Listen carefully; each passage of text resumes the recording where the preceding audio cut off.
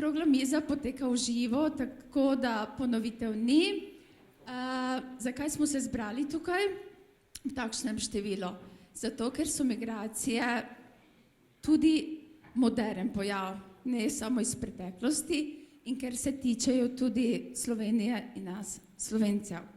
Kot vidite, smo v goste pogovarjali o slovenski kulturi, o Slovencih, o življenju tu, kako se počutijo. Vse vprašanja, ki jih imate, prosim, če jih potem zbirate skrbno v glavi in jih naslovite na koncu našega srečanja. Moram še povedati, da pogovor v glavnem poteka v angleščini, za kar so profesorice vaše angleščine rekle, da ni problem. Prav, upam, da je tako. Vmes pa bomo še popestrili okroglo mizo z malo teoretičnimi dokazi o migracijah. To bo predstavil naš profesor Jernej Jakelj in pa pokazali bomo tudi filmček, ki so ga naredili dijaki 3. letnikov in govori o drugačnosti, o stereotipih, ki so pač žal tudi del naše kulture, našega življenja in s katerimi se soočamo na vsakem koraku. Tako da uživajte.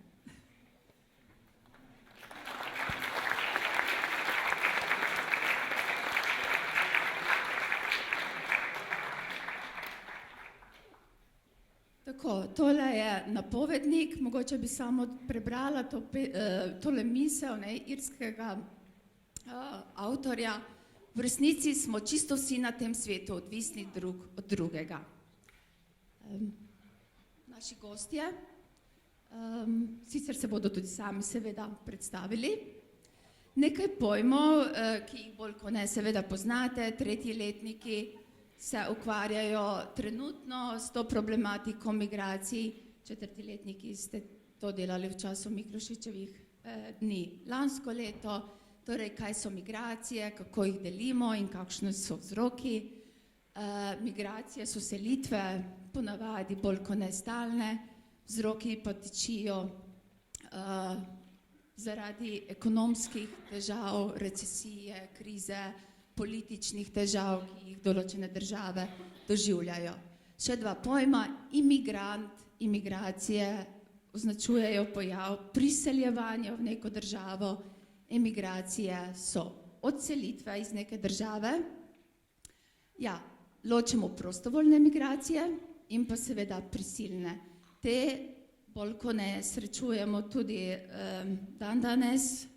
Namreč veliko ljudi beži čez ozemlje naše države in lahko rečemo prisilne migracije, mi jim rečemo, da so begunci, zaradi političnih pritiskov, strahovlade in še česa. Torej, begunci so ljudje, ki trajno ali začasno izgubijo svojo domovino.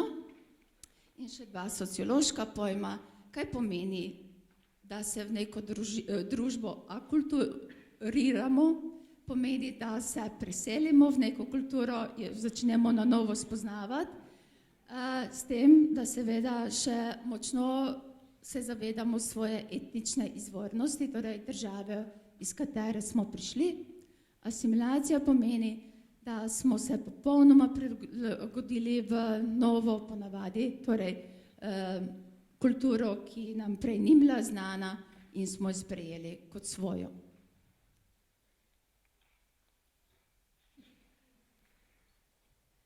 Ja, kaj so stereotipi in kaj so predsodki, bom pustila, da si kar sami preberete in hitro razmislite, kakšne stereotipe in predsodke imate vi do ljudi, ki živijo z nami skupaj v naši družbi. Tudi vaše stereotipe spremljajo močna čustva?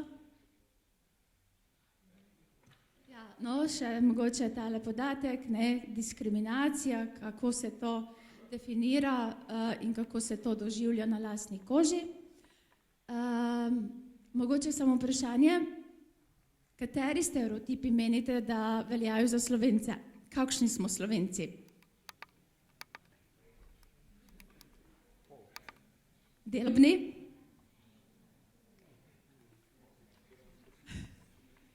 Zavistni? ljubosumni. No, nam bodo gosti povedali, kako so oni o nas mislili in kaj mislijo zdaj. Še ena prosojnica. Mogoče malo podatek, priseljenci so tudi med nami, ne grejo samo torej tranzitno skozi našo državo. Pa še? Naprej. Takole, tole bom prepustila, da si sami preberete.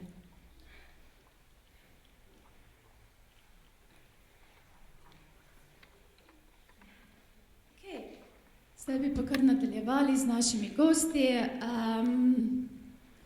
First of all, can you introduce yourself to our students, your name, the country you're from? Hello, I'm Beverly Landcombe and I'm English. I grew up in Britain. My name is Maha Ahmed. I was born in Yemen. My mother is from Pakistan, and also my parental grandfather is also considered from Pakistan. So ethnically I'm from Pakistan, but I was born and raised in Yemen. Hello, my name is Talha Ahmad. I was born and raised in the Netherlands, but originally I'm from Pakistan because my parents are from Pakistan. So I was raised in two cultures, the Dutch culture and the Pakistani culture.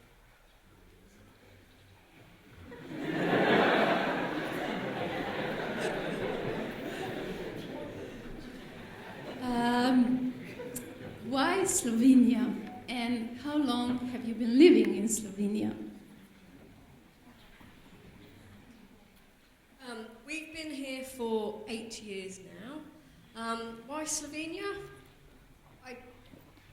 I wanted a better life for my children, and we were watching the television. And there was a program about for English people who wanted to move abroad, and they showed Slovenia, and it was beautiful. You know, green, small, a very small population, so we decided to come. I moved to Slovenia because my husband was working and living here in Slovenia, so that's why I came to Slovenia.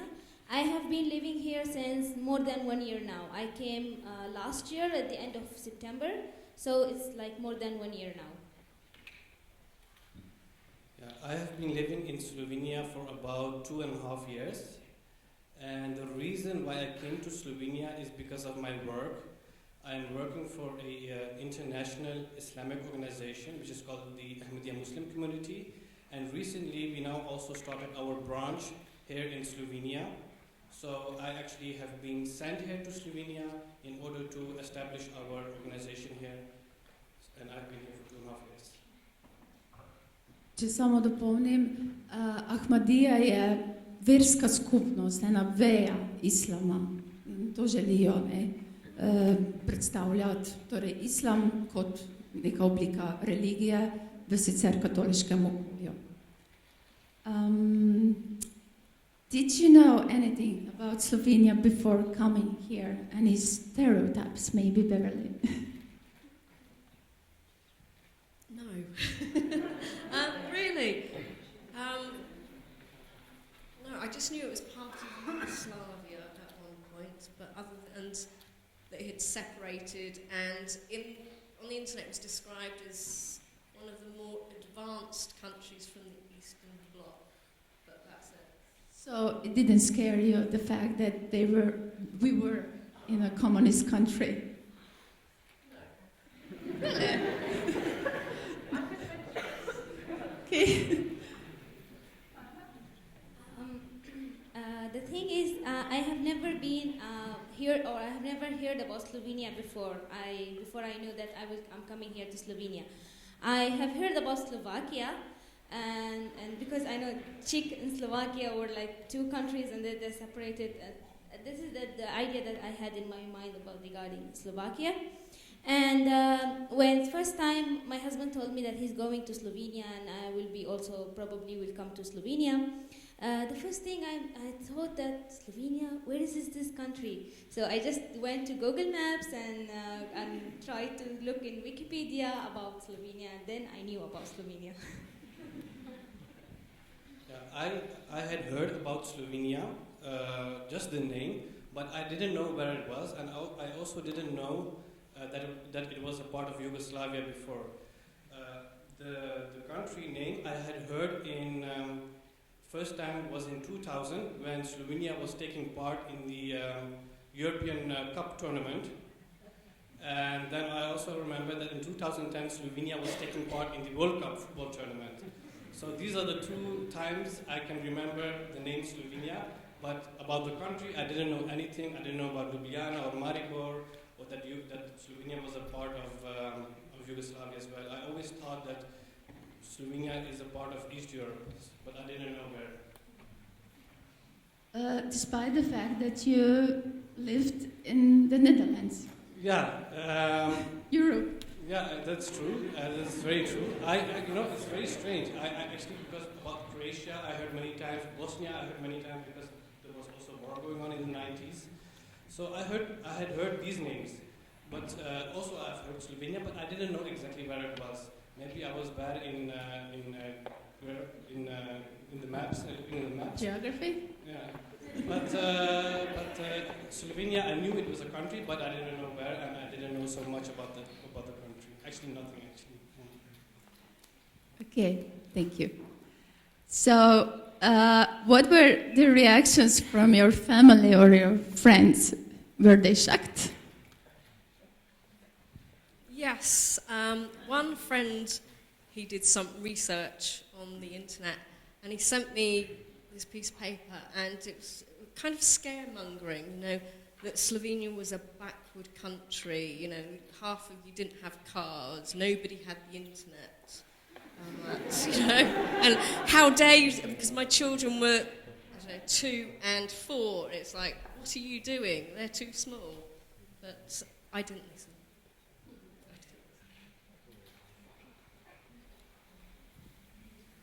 My family is not like shocked or something. They just were like normal. Okay, going to Slovenia, their European country. It was part of. My family actually told me that. I remember my elder brother. He told me that it was a part of Yugoslavia because he's so interested in history, and he was telling me the history of Yugoslavia and everything. But yeah, there was nothing like shock. My friends, they were like me. When I first time told them that I'm going to Slovenia, all of them, they just asked me, Slovenia, which country is this? Where it is? And I was explaining to them that it is in Central Europe, it is next to Italy, to Austria and Hungary and etc. And that's it. Yes, I remember I was having a Skype conversation with my parents, and when I told them that I'm going to Slovenia, they started to look in Google Maps where Slovenia is. And when I mentioned this to one of my friends that I'm in Slovenia, they were always thinking, Slovenia, you mean Slovakia? And so they were always mixing up with these two countries. So my friends were also not sure where Slovenia was. I remember that one of my friends was looking in Google Maps as well. And the reaction of my family and friends was okay, but they didn't know much about the country where it was as well. They were mixing up with Slovakia. Thank you. Yes. Did you have any expectations of living in Slovenia, and has Slovenia fulfilled your expectations so far? The only expectation I came with was that I would be able to give my children a better life, a childhood here. Because in England I had the feeling that there's too much pressure on them to grow up and be adults, and they're bombarded with advertising from the TV. All girls have to have makeup and be in high heels and skimpy skirts and have boyfriends and the such like. And I wanted my daughter especially to be a girl for as long as possible. and she's managed to be. If you when they compare them to friends' children in England, she's still a child at heart. She's not in a rush to be an adult. So far, so good. For myself, for me, I wanted, again, I didn't want all, what can I say? In England, everyone has to have everything. If you haven't got something, you know, there's why haven't you got the latest TV? And everyone's in a rush. People get into debt, just have the best TV and not have food on the table. And I didn't like that. Whereas here, for me anyway, for our family, if we haven't got things, we haven't got things. There's no fuss to keep up with the neighbours. That's my personal feeling. You can agree that Slovenia has fulfilled your expectations. Thank you.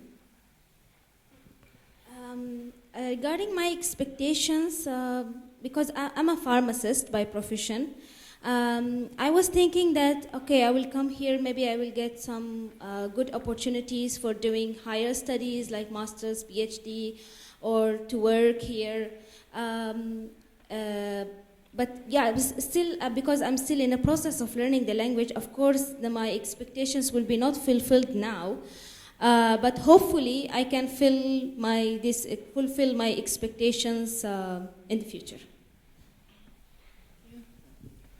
Yeah, I always, when I heard the name of Slovenia, I always thought this is a part of East Europe, and that countries in East Europe are not so developed as in West Europe, like for example the Netherlands, France, or Germany. But this was actually wrong, because when I found out about Slovenia, that I was coming here, I looked up in Google, and then eventually I came here. Then I saw that Slovenia is a country like the Netherlands, like Germany, and any other country. So I was, I didn't expect this. It was, it's in the European Union, I also didn't know this. Slovenia has also the euro currency, which is also very useful in other European countries as well. So it was. I was actually very, very glad also, but also very surprised that Slovenia is a nice country and is a nice country to live in. And my expectations are just, it's just to be a citizen of Slovenia, just to be a part of the society.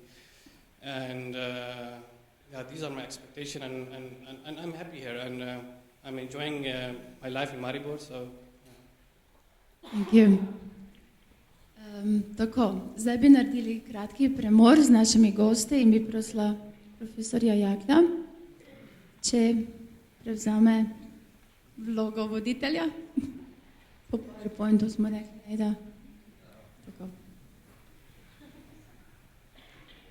Torej, moja naloga je tukaj zdaj, da malo predstavim zgodovino migracij, da vam tudi prikažem, da so migracije sestavni del človeške zgodovine in pa, da ni to neka značilnost, sodoben pojav postmodernističnega zahodnega sveta, ampak so migracije pomemben del človeške zgodovine.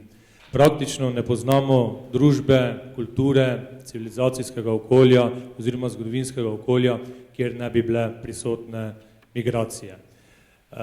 Na vse zadnje tudi ne smemo pozabiti, da smo ljudje kot vrsta, neke vrste migranti iz afriške celine, ki smo pred 200 tisoč leti naselili celotno zemeljsko površje. Tudi če malo ožje pogledamo, bolj narodnostno, etnično, tudi Slovani so bili pred 1200 leti v tem okolju, v katerem zdaj živimo, so zagotovo bili tudi prišleki, torej migranti. Migracije, kot sem že rekel, ni družbe, ki ne bi poznala migracije. Migracije se vedno zgodijo zaradi zelo, lahko rečemo, enovitnih razlogov. Terminologija pozna tako imenovane push-pull faktorje, torej vedno, ko se nekdo izseljuje, odločilno vlogo odigrata dva faktorja, in to je, kaj te v neki drugi državi privlači, da si pripravljen zapustiti svojo domovino, oziroma kaj te v tvoji lastnem okolju tako odbija, da si pripravljen na dolgo pot in zapustiti svojo okolje. Ni, kot sem že sam rekel, zgodovinskega okolja, kjer skoraj ne bi bilo migracij, in jaz sem pripravil, čeprav bi to bilo večurno predavanje, samo nekaj večjih mejnikov v človeški zgodovini, ko so migracije odločilno vplivale ne samo na današnjo podobo planeta in pa sveta, ampak tudi na družbene in pa ekonomske vidike, katere udejanjamo in pa živimo danes. Zagotovo v vseh teh migracijah, ki govorim, to niso neke migracije, nekaj 100.000 ljudi, to so migracije, ki jih štejemo v milijonih, več 10 milijonov. Prvo tako, ki bi jo izpostavil, je migracija sodobnega mislečega človeka, homo sapiensa sapiensa. Na dolgo tukaj sicer ne bom govoril, res je, da so že drugi predniki človeka zapustili afriško celino, torej homo erectus, ampak homo sapiens pa bil tisti, ki je od leta približno 200.000 pred našim štetjem in vse do današnjih dni zapustil tisto svojo izhodiščno, lahko rečemo, neko naravno pradomovino in naselil praktično celotni planet. Druga, tudi za nas, kot indoevropejce, pomembnejša velika migracija v zgodovini človeštva bi zagotovo bile selitve praindoevropskih ljudstev.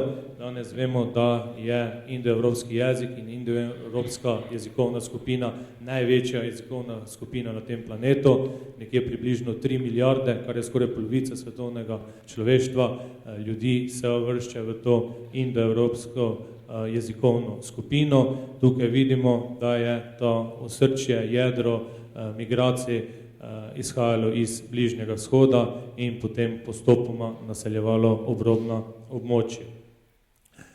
Zagotovo z našo polpreteklo zgodovino kot etnično skupino Slovanov smo najbolj povezani z velikimi migracijami, ki so se zgodile v padcu zahodnega dela Rimskega imperija. Vse zadnje, vsa strokovna terminologija to obdobje celo imenuje veliko selitev ljudstev. Ne govorimo samo o enih ljudstvih, ki so se selila, ampak zaradi različnih vzrokov, zelo različne jezikovne in pa kulturne skupine. Tukaj imamo Hune, različne Germane in pa na vse zadnje tudi Slovane in pa etnična slika se je od 5. stoletja v Evropi bistveno spremenila in tudi danes določene ozemeljske karakteristike in pa etnične karakteristike sodobne Evrope zagotovo imajo svoje temelje v tem zgodovinskem obdobju. Naslednja velika, drastična migracijska sprememba, ki je pa bila vsekakor vsiljena migracija, torej to ni bila prostovoljna migracija kot v teh prejšnjih elementih, je tako imenovana vzpostavitev neosuženega lastniškega sistema v novem svetu. Zagotovo je odločilno vplivala na rasno in etnično sestavo obeh Amerik tudi v današnjem času. Nekje od 16. stoletja pa vse do 19. stoletja, ko je zakonsko, se pravi prepovedano, v novem svetu znova spostavijo zaradi ekonomskih razlogov nekaj, kar je v Evropi bilo že pozabljeno, nekaj, kar v bistvu je v nasprotju s temeljnimi človekovimi pravicami in to je sužnji lastniški sistem, da ta prisiljena migracija ni bila zgolj nekaj, kar je doletelo neko malo peščico nesrečnikov, govori dejstvo, da zadnje raziskave kažejo, da je v približno 3 stoletjih bilo nasilno iz Afrike v obe Ameriki odpeljano nekje milijonov ljudi. To je primer tako imenovane vsiljene nasilne, posvečal tako migracijam 20. in 21. zgodovinskega spomina, da vse zadnje ne smemo pozabiti na nasilna preseljevanja v obdobju po prvi svetovni vojni oziroma celo intenzivno nasilna preseljevanja slovenske intelektualne elite v času druge svetovne vojne. Torej, te pojave nasilnih migracij, vsiljenih migracij so nažalost tudi del polpretekle slovenske zgodovine. Potem najbolj tipičen oziroma markanten primer tako imenovanih ekonomskih migrantov je pa zagotovo velika atlantska migracija. Nekje jo datiramo od polovice 19. stoletja pa do polovice 20. stoletja. Takrat so zaradi različnih ekonomskih razlogov zapuščali ljudje predvsem Evropo in če si predstavljamo Evropa kot druga najmanjša celina, Evropa, katera v bistvu danes lahko rečemo šteje nekje približno pol milijarde prebivalstva, je v tem času, govorimo nekje približno 55 milijonov, te špekulacije so različne, ljudi je zaradi ekonomskih, preživetvenih razlogov zapustilo evropske države, sicer so tukaj bile najbolj na udaru zahodne države, ne smemo pa tudi potem pozabiti na tako imenovane politične migracije, katere so pa bile del polpretekle slovenske zgodovine 20. stoletja. Če malo trenutno pogledamo situacijo danes, ne bom vas tukaj z nekimi podatki, se pravi, moril, imam zgolj en zemljevid, ki skuša prikazati, katere so tiste države danes, v današnjem času, ki so tiste, z katerih se ljudje izseljujejo, torej, da jih nekaj odbija, oziroma katere so tiste države, v katere največ ljudi se priseljuje, torej, da jih nekaj privlači. Spodaj v vašem levem kotu imate legendo, modra barva pomeni, da so to države, v katerih govorimo o presežku prebivalstva zaradi migrantov, torej modre države so tako imenovane države, ki so končni cilj različnim migrantom in pa beguncem. Zelene države so države, v katerih praktično ni moč opaziti bistvenih sprememb. Res, da tukaj moramo, se pravi, Turčijo sedaj malenkost popraviti, podatki so pred begunsko in pa migrantsko krizo, in pa te rahlo oranžne oziroma rjave države so pa države, iz katerih se ljudje izseljujejo. In sami vidite, že bežen pogled na ta zemljevid nam pokaže, da so tiste ekonomsko najbolj situirane države, tako imenovana, sicer velikokrat se izkaže navidezna Indija, Kormandija, v katere želijo živeti, torej vidimo, da pred naši Severna Amerika, pred celotna osrednja in pa zahodna Evropa in pa Avstralija. Tukaj imam tudi navedenih nekaj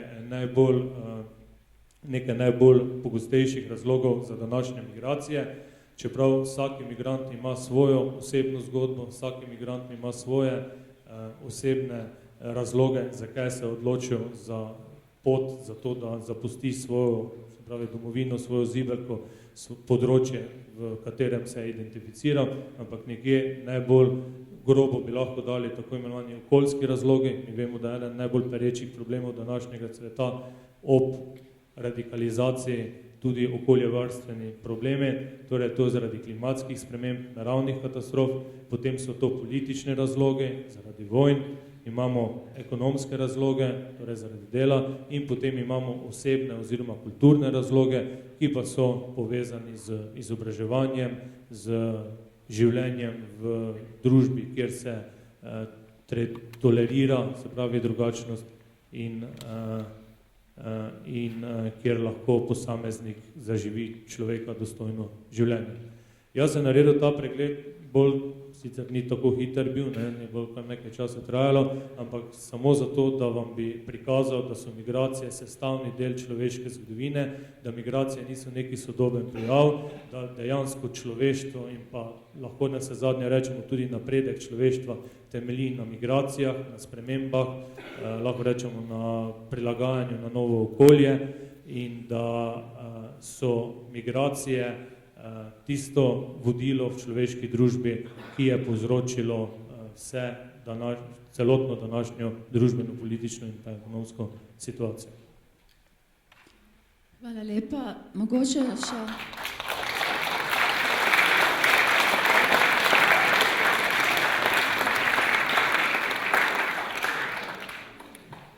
Kot sociolog, zgodovinar, aktiven državljan, mnenje, zakaj v Evropi vlada tako razhajajoče mnenje do beguncev, mogoče celo se zdi precej negativna atmosfera, ne? Ja, vedno, ko se zgodijo neki veliki družbeni premiki, ki vplivajo na vsakdanje življenje, si prav vsak posameznik, tudi taki, ki ni ravno politično aktiven, ustvari svoje mnenje. Dejstvo je, da so vedno najglasnejši tisti ljudje, ki zagovarjajo najbolj skrajna stališča. Tudi v današnjem času preko spletnih medijev, velikokrat celo neprimerno za neko sodobno človeštvo 21. stoletja, teče ogromne in velike debate. Mi imamo predvsem glas in glasni so zastopniki skrajnih radikalnih stališč. Na eni strani imamo skrajno diskriminatoren, rasističen, celo fašističen, se pravi, govor o begunsko-migrantski politiki, na drugi strani pa imamo neko skoraj utopično, nerealno, rahlo celo lahko rečemo, ne vem, mazohistično stališče, sprejemanje drugačnosti za vsako ceno in pod vsakimi pogoji.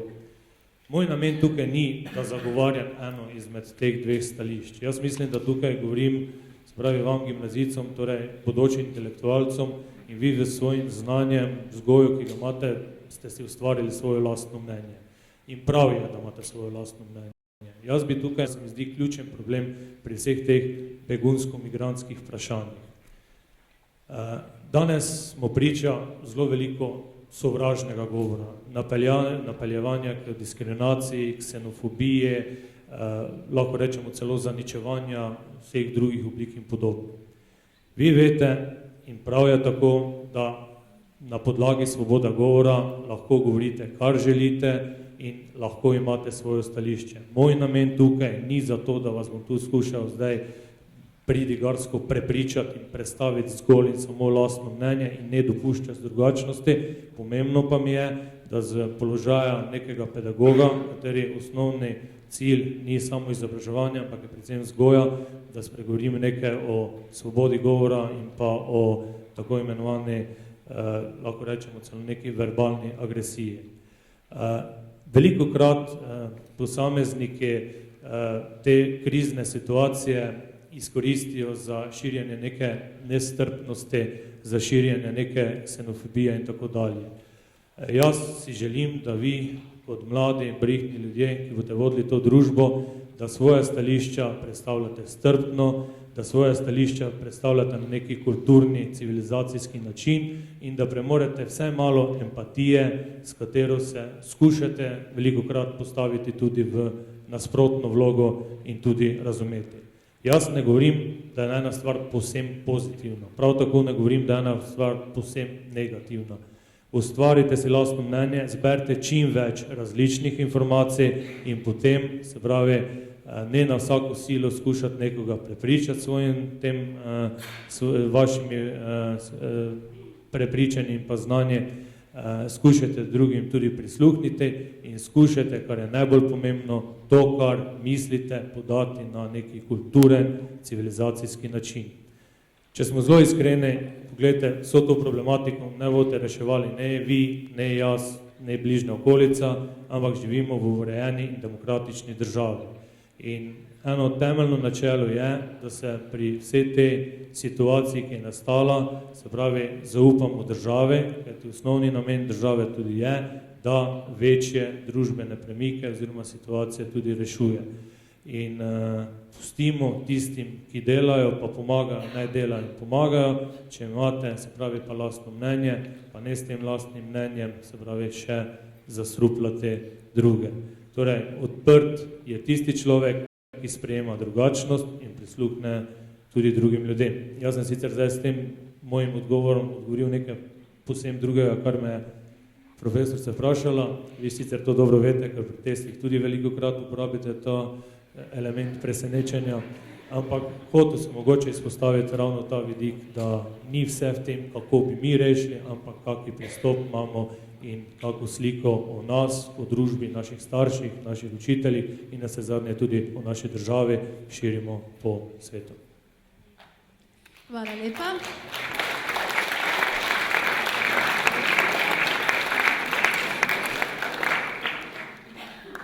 Tako, če bomo v vas spodbudili vsaj kanček tiste radovednosti, da boste to tematiko mogoče začeli malo podrobneje slediti, poslušati in kritično pristopiti do tega problema, potem mislim, da smo namen te okrogle mize dosegli.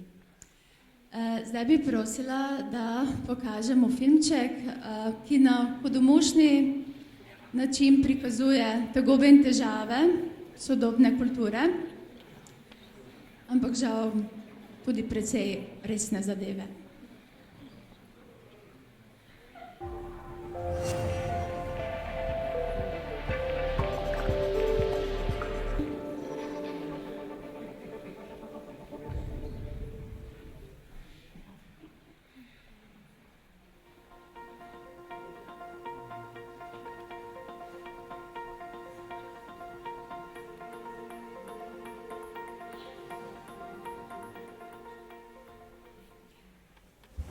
Počasi se bo začel vpis v našo šolo. Ja, tukaj imaš pravilnik. Hvala. Gremo v učilnico? Gremo.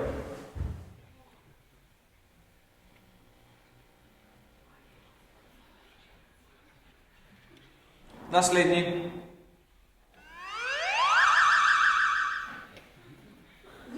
Jo. Kako dolgo že imaš takšno barvo kože? Kaj kako dolgo? Že od rojstva.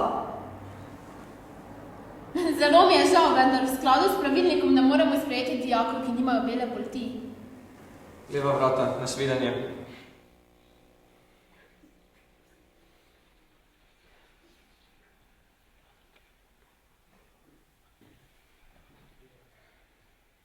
Gospod Švarc, nadenite prsta na stolični blizno.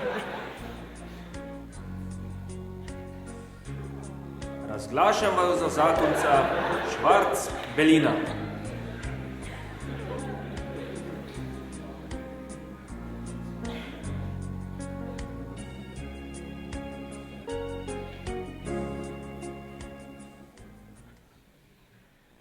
Naslednji.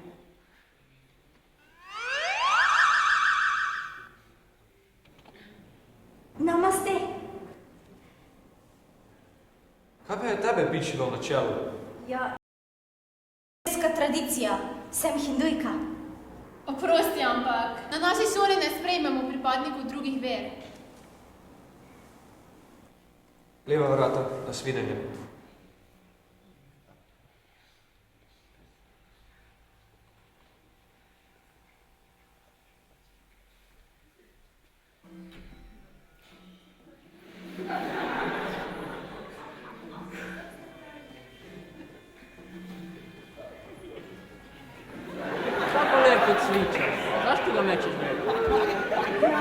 Temeljna dolžnost naše vere hinduizem je, da častimo bogove. To pa tudi počnem. Kod nas je tudi tako. Ali je kod vas laganje kraja tudi greh? Ja, pri nas je tudi tako. Ja, potem smo si pa tako ali tako podobni.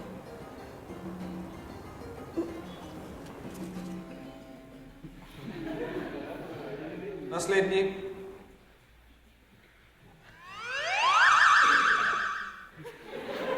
Čauči! Kaj pa je to za en topel pristop? Ja, jaz sem gej, no. Oprosti, ampak zdi se mi preveč drugačen za našo šolo. Nasvidenje, leva vrata.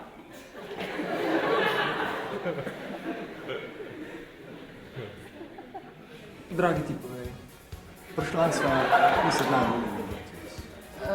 Kdo je pa mama? Zakaj pa je to pomembno? Vprašam samo, ker se mamice dobivamo na kavi v soboto ob 3.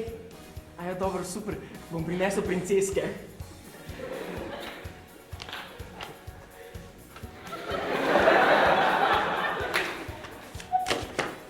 Gospod, žal vas ne moremo sprejeti v službo. A to zato, ker sem gej, a ne? Ne, ljubček, tudi jaz sem gej.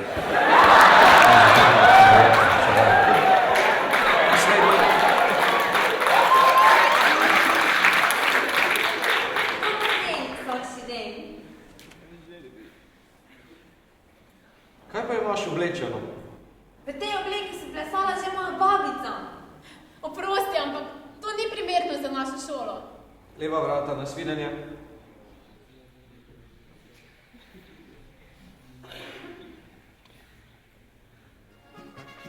Dobrodošli na olimpijskih igrah 2032 v Ljutomeru.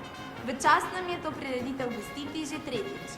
Na žalost je bila Avstrija, ki je ena izmed žepnih držav, diskvalificirana, ker še vedno ne izpuste iz rok slovenskega knežjega kamna.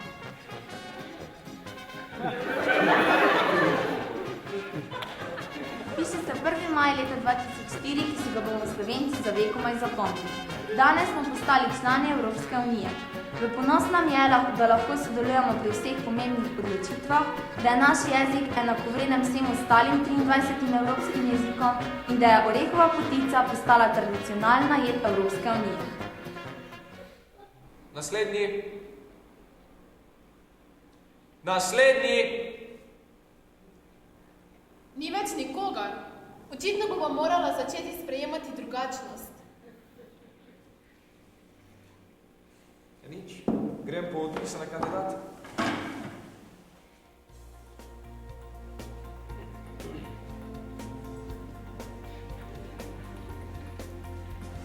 Nujno smo rabili spremembe. In vi ste ta sprememba. Vsi drugačni, vsi enakopravni!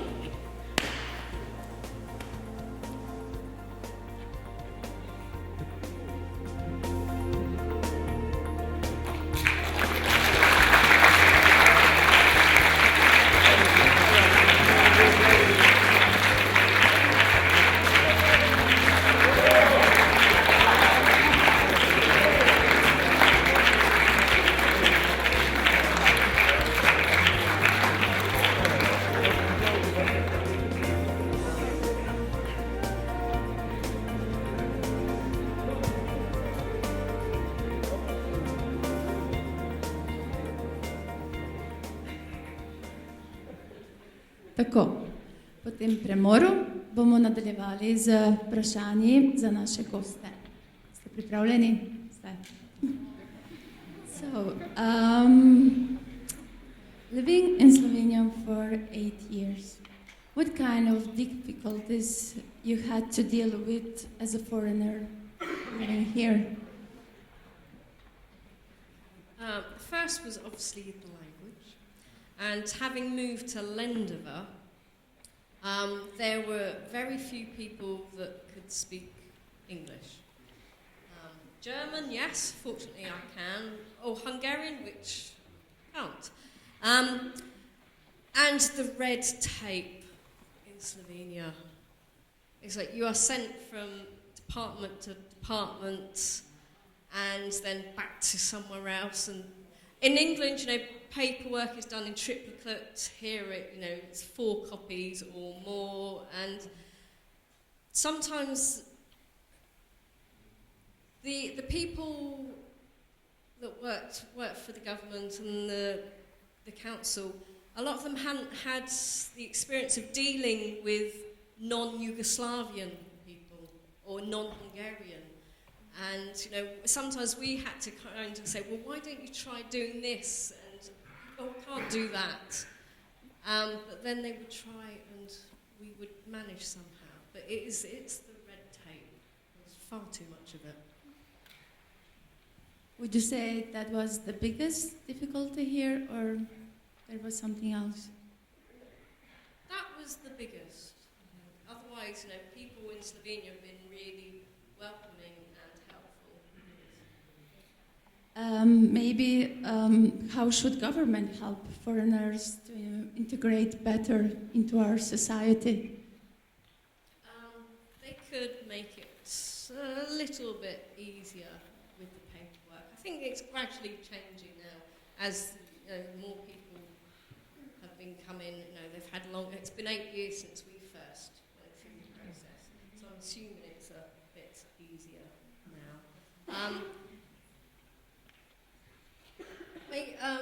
One thing that we have had problems with is things like the language. When we first came to have lessons in Slovene privately, it was like €25 an hour each. There was a course in Lendava. Sorry. There was a course in Lendava which I enrolled on. And I couldn't make the first lesson. My friend went, and then after her experience, we left the course because they were teaching Slovene through Hungarian, which was no help to us. But the government offers free lessons, but it's to people from third countries, which is unfair. I mean, the chances of coming from England, the chances of me... Slovene is so different from English, so I don't see why I feel discriminated against. We can understand. Maha, same question for you. What kind of difficulties you had to deal with as a foreigner living in Slovenia in these 2 years? And maybe if the law has changed, or I don't know. Well, first of all, also the language. In Maribor, somehow I'm lucky that in Maribor, many people in some places, in shops and everything, they speak English, and all the new friends that I make, all of them like speak English. But somehow you have to learn the language, otherwise not in everywhere you can speak English, especially in Općina and in the government departments. Regarding the language course, I was lucky that when I arrived, they told me that you have to apply for the residence after your visa finished, because I had 1 year visa, and then after that we can give you the opportunity for the free course. So I had to wait for 1 year until my visa expires, then I apply for the residence, and so that. But I was lucky that my husband was already learning the language, and he had so many materials for learning the language, and I used them by myself. When I got my residence here in Maribor in Slovenia, I went to the Općina and I got this permission for the free course. And I went to the Andragoški Zavod, and they told me we don't have any course now, and then you have to wait, and so I'm still waiting. Anyways, hopefully I will get it soon, this free course. Otherwise, as a difficulties, I don't consider it as difficulty, but somehow something like changes, because I came from a country, from Yemen, which is different country, different society, different lifestyle than Europe, than Slovenia or any other European country. I had this in my mind, that I already was prepared before I come to Slovenia, that it will be totally different lifestyle, totally different culture, totally different society. So in the beginnings, in the first 2 or 3 months, I was okay, everything was new for me, and I was learning everything slowly, and my husband helped me a lot in that. After that, you can say after 3 months, I was already used to of the society here and the culture here, and I was starting to integrate with the people, society, and making friends and so on. Regarding these two things, also the bureaucracy, but in Yemen we are used to of this bureaucracy and long processes and like that. And I was lucky here in Slovenia regarding this matter, because we had a lawyer who helped me regarding my papers and my residence and everything, and it was going a little bit faster. Other than this, I can't think of any more difficulties here in Slovenia. The language is the most for me. Maha, one more question.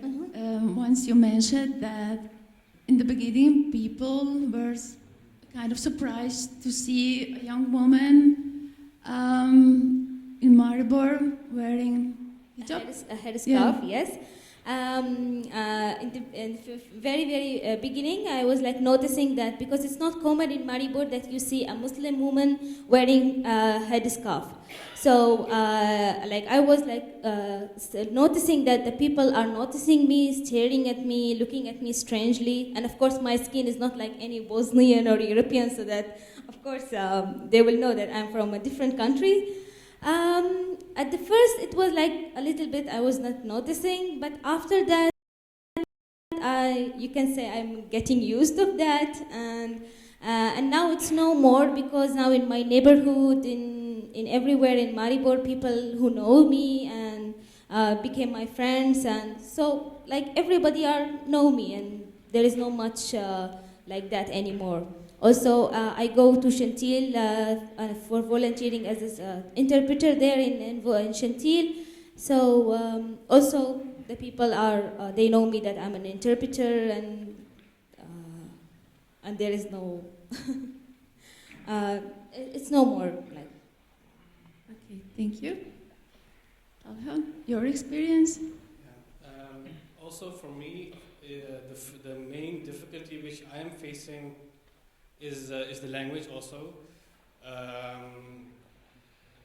For example, when I go to Općina or when I go to some offices, I always try to. Did you heard the first part, or did you miss it out? Okay. So yeah, I was saying that that the language is okay, more closer.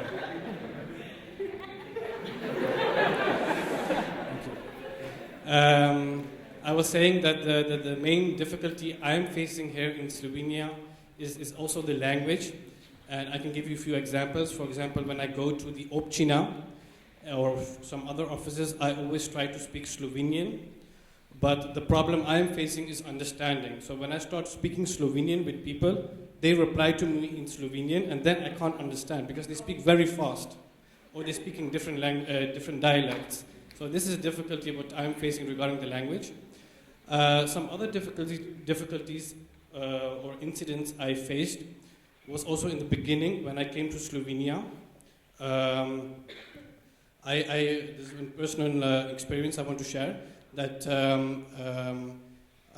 when I came in the beginning in Slovenia 2 years ago, I decided to get to know my neighbors. So I decided on New Year's to go to my neighbors door by door and to give them a small chocolate gift and a postcard for New Year's and to introduce myself. And some of the neighbors, they were saying from the window or from the gate, no, we don't want this. And some neighbors, they were not at home, so what I used to do, I used to give the postcard in the letterbox. And then one day, it happened that one day later, I received the same postcard which I gave to the neighbor. I received it back to my letterbox.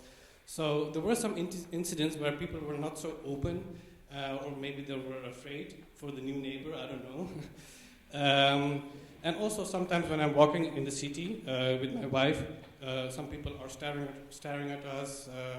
I also remember that one day we were walking in the evening, me and my wife, and was one guy, he screamed some words at us which were not so polite, I might say.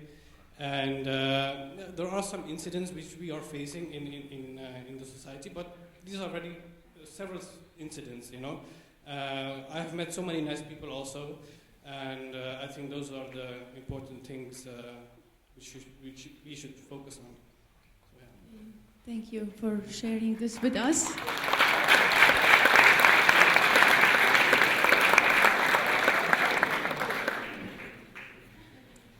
Yes, my next question is about benefits of living in Slovenia and enjoyments that you're grateful to have a chance to experience. Benefits. Our family life is better. You know, we have more time to spend together. I love the fact that we are surrounded by the countryside. There are so few people. I didn't like driving in the UK. There's far too many cars here. But here, you know, you can drive. You know, if there's 5 cars in front of you, it's a traffic jam here. You know, the only problem here are the tractors on the roads because you have so many tractors. But yeah, it's just the pace of life is that much slower, and we feel, as a family, we feel better for it.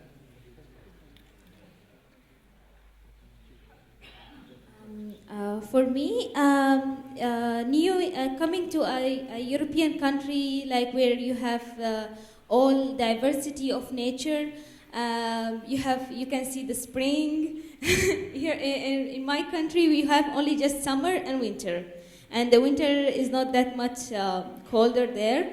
But then I love the nature here in Slovenia. It's so wonderful.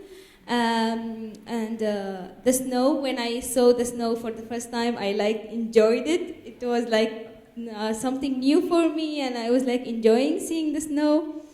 Regarding the life here in Slovenia, it's quite okay. I live here in Maribor. Maribor is a very nice city, nice people, and I like my life in Maribor now, and I'm getting used to everything. And when I think to shift maybe to any other city or to go to Ljubljana, I feel no, Maribor is nice, Maribor is better. I want to stay in Maribor now. Other than that, here the people are very nice. I have so many friends, and I like also to go out and make new friends and meet new people. I also take part in some cultural programs in Maribor, and through these programs I can meet different people from different countries or from different parts of Slovenia. I'm also an Arabic teacher. I teach Arabic in Maribor, and before I started my course, I didn't expect that so many people will come. I was expecting maybe 10 or 15 people maximum will show up to my course. But I was surprised, like around more than 50 people signed up to my course. And many of my students are very interested in learning Arabic and learning about the Arabic culture. And I really liked that and enjoyed that, seeing this reaction from the people of Maribor. Are your students Slovenes or foreigners? Yes, no, yeah, Most of them Slovenes. are- Most of them are Slovenes.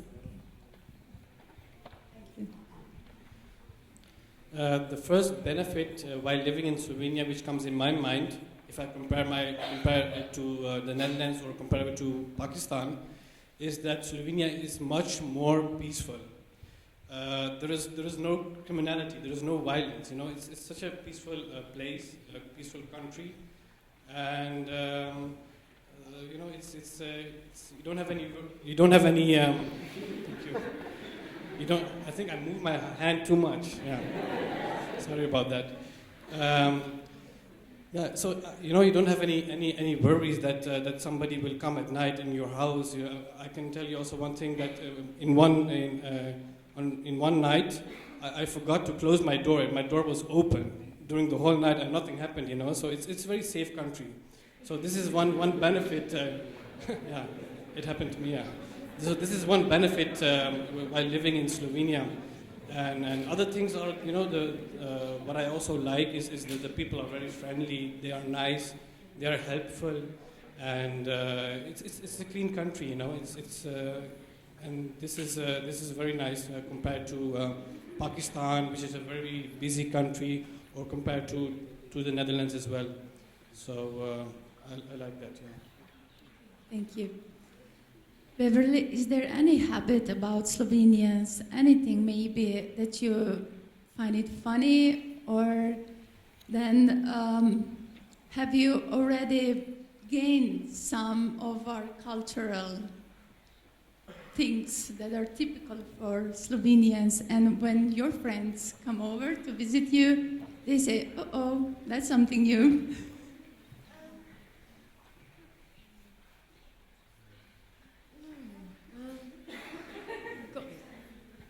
Things. That was a surprise question.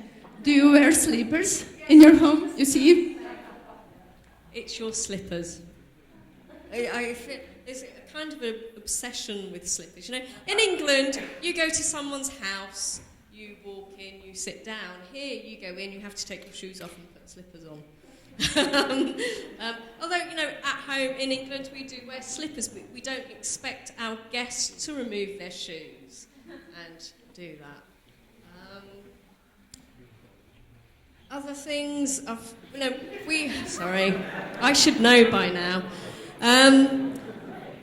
We enjoy some of your cultural events. Of course, there's the village days where everyone gets together and drinks and eats all day long. There's, of course, Bratva, when you do the grape picking. We definitely get involved in that and have fun. And I personally don't partake of it, but your spritzer time, which is basically any time, isn't it? You know, when my parents were here on holiday, we went for a walk in the morning. It was 10:30. We met one of the villagers at his wine house. It was spritzer. And my dad was like...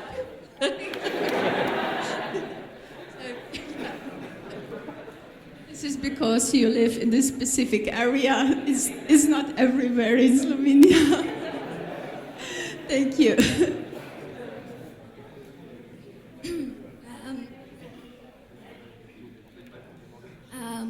For me, because I'm living here since now 1 year, so I don't feel like much difference.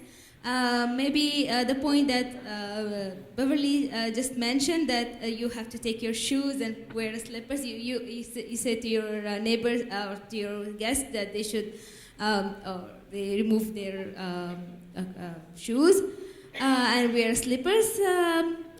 Other than that, like a habit of Slovenian culture, I have been to some like cultural programs. Like there is a festival in Maribor called Lent Festival, and there is a program within this festival is called Art Camp, and I was like part of this art camp.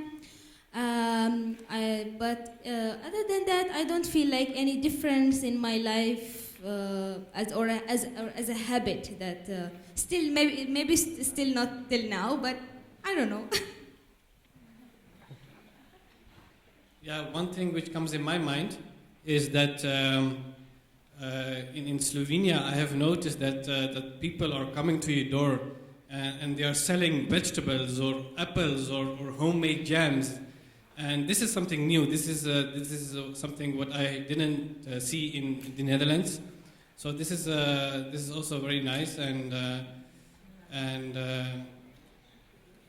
yeah. Any funny thing? Yeah, any funny thing? Yeah, it doesn't come in my mind. Any funny incident? I don't know. Maybe there are some words in the language which are funny. If you compare it to English, for example, I don't know if this is a dialect word in Maribor, but in Maribor they always say fine body. So these are some funny things. These are some funny things which we as foreigners we notice these things. So that's some. I think we use it everywhere, and we think it's just a nice thing to end a conversation, to say goodbye. This is our way to say goodbye. Thank you.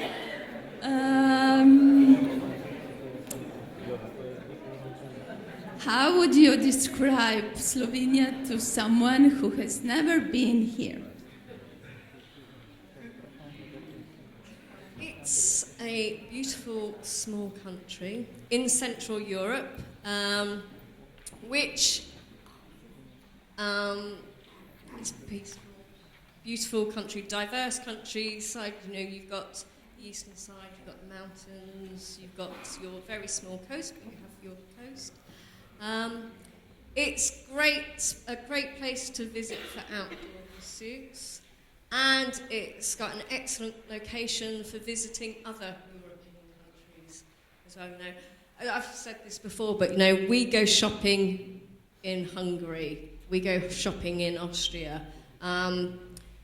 If we want, you know, I go to the hairdressers in Croatia, and if we want to, we can have lunch in Italy, which we have actually done once. We were in Ljubljana, and I said, you know, I'm always telling my students that we can do this, shall we? So we did. We drove to Italy and had lunch in Italy, which, you know, in England, I can't do that. No, I lived in Wales. And to get from Wales to my mother-in-law's used to take 8 hours. You know, I can drive 8 hours and I can be in my friend's house in Germany. So it's a fantastic place to come and visit and see more of Europe as well.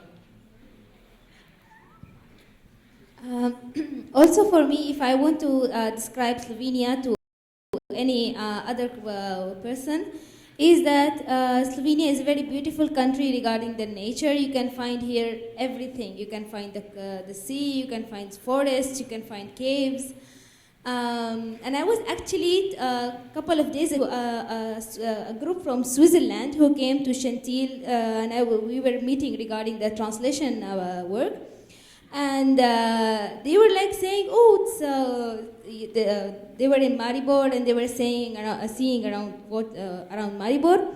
And I was like telling them that, yeah, Slovenia has a beautiful country, and you have to go and see Postojnska Jama, and you have to go and see there and there and there and there.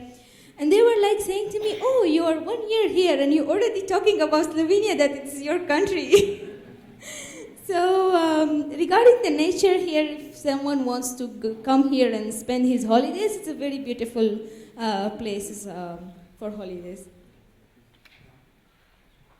When people ask me if they should visit Slovenia or if they want to visit me, I always tell them to come, because then I always mention to them, if you come to Slovenia, you will not only see Slovenia, you will also see the neighboring countries. For example, Zagreb is only 1 hour away. Budapest is only three hours away. So if you visit Slovenia, you will also be able to see other countries. But now speaking about Slovenia, I think Slovenia, I always tell my friends and people who want to visit Slovenia that Slovenia has everything. Yeah? For example, they have beaches, they have mountains, skiing mountains. Okay, one beach then. Yeah. and they have rivers, you know, they have countryside, they have history, they have they have history in cities. So I believe that Slovenia is a very nice and good country for tourists. You know, tourists can spend a wonderful time while visiting in Slovenia.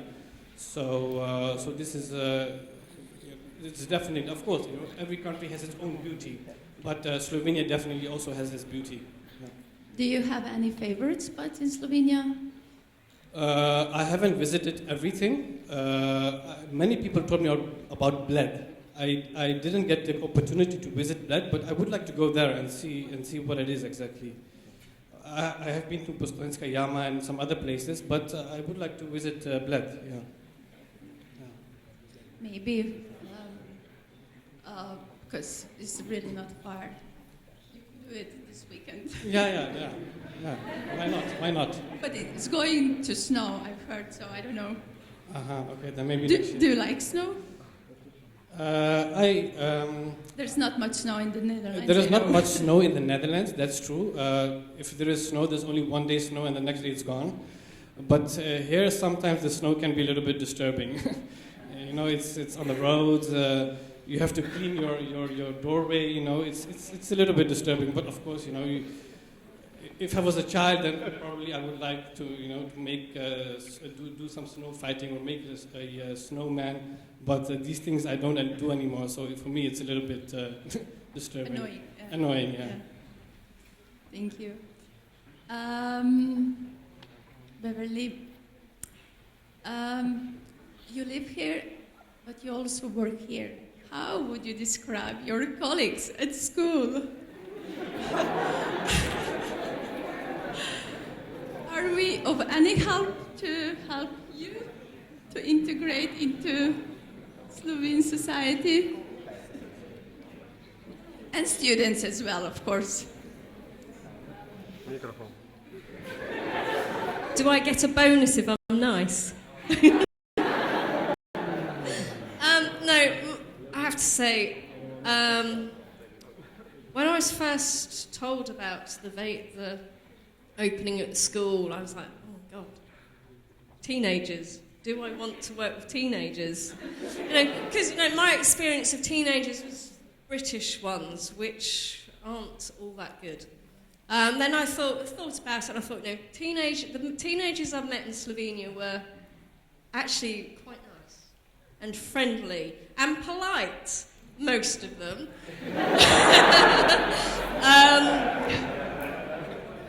They almost always speak English. Yes. So that encouraged me to join the school. My colleagues here, I have to say, are wonderful. They're a really lovely group of people. Some of them are a bit scared of talking to me because, you know, my Slovene's rubbish and they think their English is rubbish. But, you know, when we've sat down, you know, we've managed to communicate. No, I've been on school trips with colleagues that don't speak English and we've managed. You know? They've said a few words in English, I've spoken in Slovene. And, you know, some habits have been explained to me by colleagues, you know, for example, you know, and the psyche of the Slovene people. For example, if you go to any meeting, the room fills up from the back to the front. you know, because people don't want to be at the front. Whereas in England, you know, you'll have those people who have to be at the front so they can see and have their say. So they, you know, the school, working at the school has made it easier for us to integrate. Thank you. Maha and Talham. How well do you feel Slovenia, or could you call Slovenia your land of dreams, maybe? I didn't think of about that actually.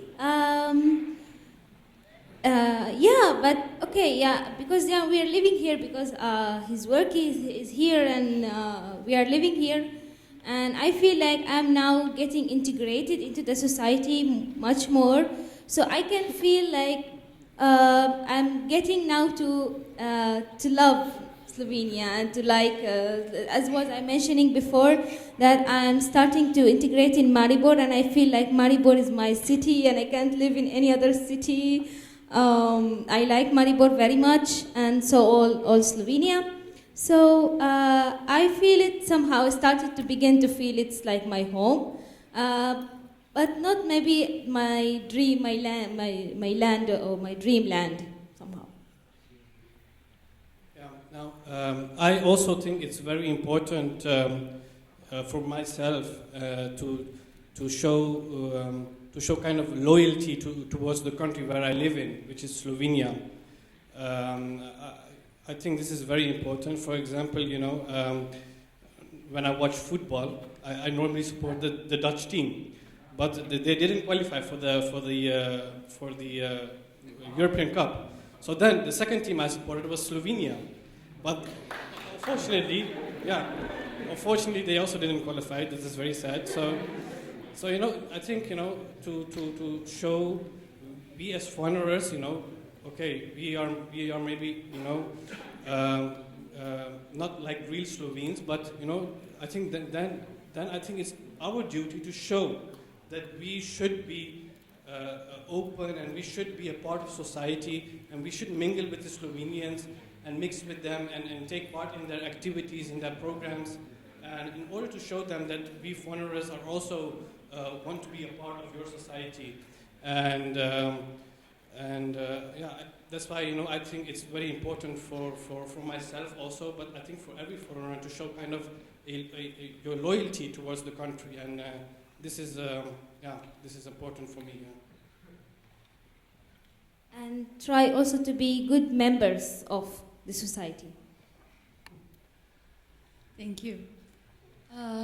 Mi smo prišli bolj kot ne do konca.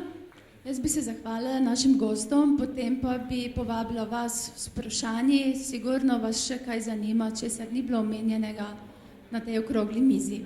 So, thank you for coming here. We really appreciate it, and we are proud and happy to have you here. And we also hope to stay in Slovenia as many years as possible. Thank you.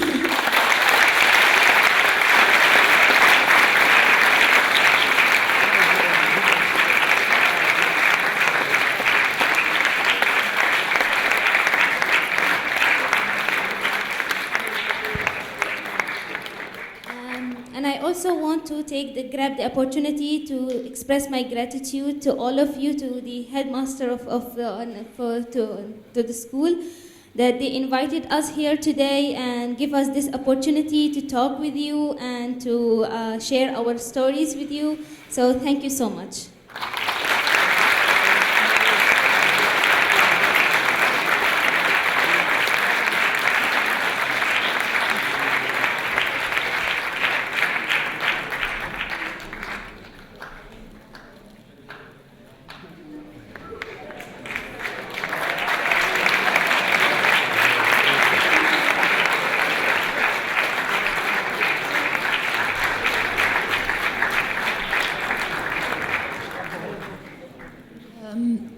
Mikrofon lahko prinesemo do vas, tako da ima kdo kakšno vprašanje.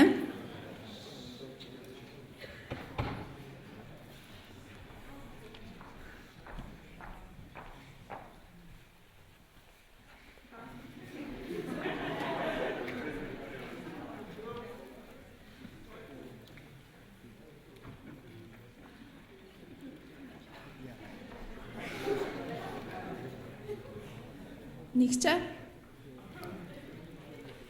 Beverly, when there's a football soccer match on TV, is it England or Slovenia?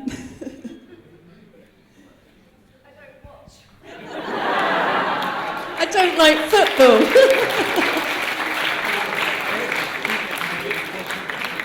Any other sport? No. Actually, my husband tends to support England, so then I have to be for Slovenia if I do get to watch one. I thought so. Prav zares, nihče nima vprašanja? Ali pa se zaderete glasno, lahko v slovenščini seveda, pa jih testirate, koliko razumejo? Prav, če ne, se vam zahvaljujem, hvala in pa pač nadaljujemo z šolskim urnikom naprej. Adijo.